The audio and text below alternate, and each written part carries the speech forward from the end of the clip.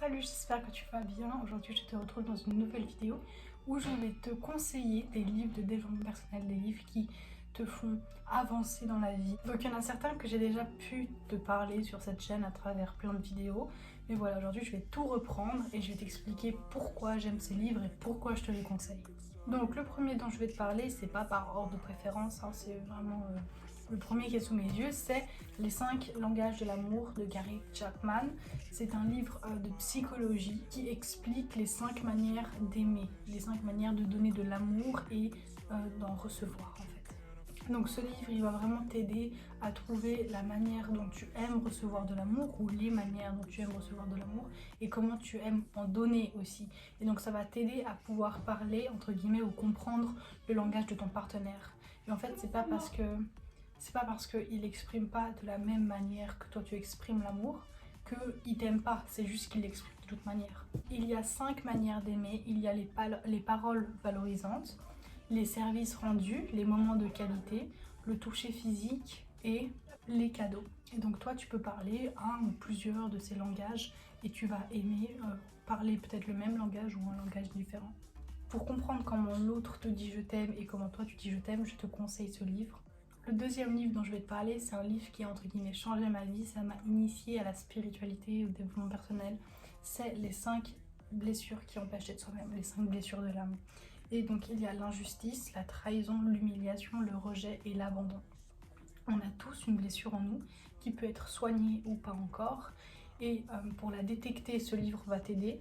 Pour la soigner, il y a un livre numéro 2, mais il y a quand même des clés là-dedans. Et donc ça t'explique pourquoi tu as été blessé, dans quelle situation tu aurais pu être blessé, et comment ça impacte ton quotidien, quel masque tu portes en société.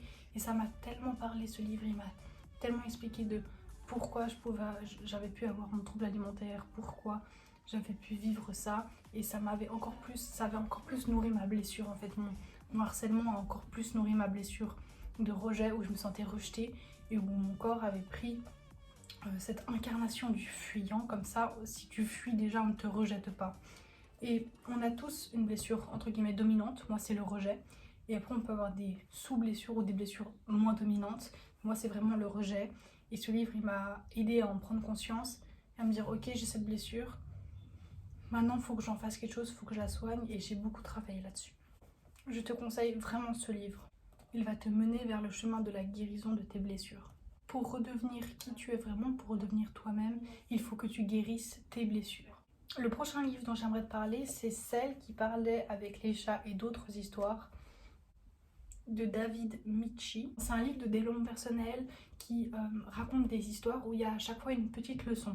Donc par exemple, je vais t'en citer une de leçons que j'ai soulignées.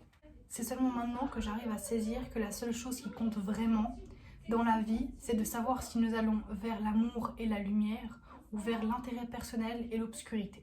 Donc c'est des phrases qui me parlent, qui me permettent de me rendre compte de l'énergie de l'amour ou de la peur, de l'obscurité, etc. De ces deux polarités qui sont l'acteur de nos actions. Et ça complète des connaissances que j'ai, ou ça me parle, etc. Et il y a plein de petites leçons, de petites phrases qui sont très intéressantes, qui font réfléchir en fait. Et je te conseille vraiment ce livre. C'est 8 histoires très inspirantes qu'il faut lire, je pense, qui te donnent une leçon ou des clés pour avancer. Le prochain livre, c'est de Spencer Johnson, Qui a volé mon fromage. Alors je l'ai lu il y a déjà 2 ans environ, et c'est un livre qui parle du changement, comment s'adapter au changement, et si on est dans la résistance au changement, si on veut absolument pas, si on est dans, entre guillemets, la résilience, parce que ça donne. Et si on essaye d'accepter malgré tout, qu'est-ce que ça donne aussi. Donc ça raconte l'histoire de 2 souris qui tous les jours ont un énorme fromage, et un jour il n'y a plus de fromage. Du coup elles sont là, mais est-ce qu'il va revenir, etc. Pourquoi il n'y a plus de fromage, qu'est-ce qui s'est passé. Et finalement il y en a une qui décide de rester et une qui décide de partir, qui ok, il n'y a plus de fromage ici, donc je vais aller voir ailleurs, je vais chercher ailleurs. Et l'autre qui reste, il se passe quelque chose. Et il y a des petites citations que j'ai soulignées, par exemple: qui refuse le changement creuse sa propre tombe. Ou des questions que tu peux te poser: que ferais-tu si tu n'avais pas peur? Voilà, là tu es bloqué par la peur, mais si tu n'avais pas peur, qu'est-ce que tu ferais? Comment agirais-tu? Il faut reprendre son destin en main au lieu de subir les choses. En fait, c'est un peu une métaphore avec le fromage. qui illustre la vie. Voilà, à un moment, tu te trouves face à une situation où il y a plus qu'il y avait avant, où ça a changé, et tu dois agir, soit tu restes, soit tu pars, et ben, il faut partir souvent. En prenant une nouvelle direction, bah, tu augmentes de chances de trouver ton nouveau fromage, de trouver ce que tu cherches. Il y a la citation qui existe, tout vient à point qui sait attendre, et dans ce livre on pourrait dire tout vient à point à qui sait changer. Le prochain livre dont j'aimerais te parler, je l'avais trouvé sur internet en PDF, et c'est Conversation avec Dieu. Alors c'est un livre de Neale Donald Walsch, un auteur que j'aime beaucoup, qui parle de choses qui m'intéressent énormément, et cet auteur, il a écrit Conversation avec Dieu, le numéro 1, 2 et peut-être même 3. Donc en fait, il a écrit ce livre comme s'il posait des questions à Dieu, comme s'il s'adressait à Dieu et que Dieu lui répondait. Mais en fait, il utilise plutôt le Dieu comme son soi supérieur. C'est celui qui connaît ses réels besoins, sa réelle personne, sa vraie essence. Et je pense que Dieu, dans mes croyances, c'est pas vraiment quelqu'un qui est au ciel, qui dirige un peu tout, ou qui exauce tes souhaits si tu les veux vraiment, comme d'autres personnes peuvent le penser. Moi, j'imagine ça différemment. Je pense que Dieu, c'est en nous. On a tous Dieu en nous. Et que il faut réussir peut-être à s'y connecter, ou en tout cas arriver à dialoguer avec lui.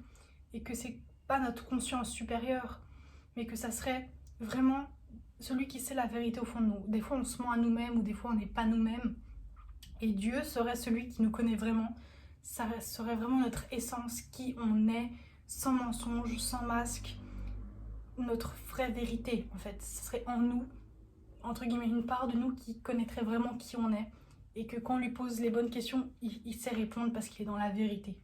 Ce serait celui qui connaît nos vrais besoins pour vivre dans l'amour, dans le bonheur, dans l'harmonie, dans la paix, la santé et l'abondance. Ce serait celui en nous qui connaît vraiment ce qu'il nous faut. Notre être véritable, en fait, notre essence, peut-être même notre âme, ou je ne sais pas trop, enfin, c'est difficile vraiment à expliquer. Et ce livre, du coup, il s'adresse un peu à son être supérieur, à son être supérieur, je sais vraiment pas trop comment qualifier ça.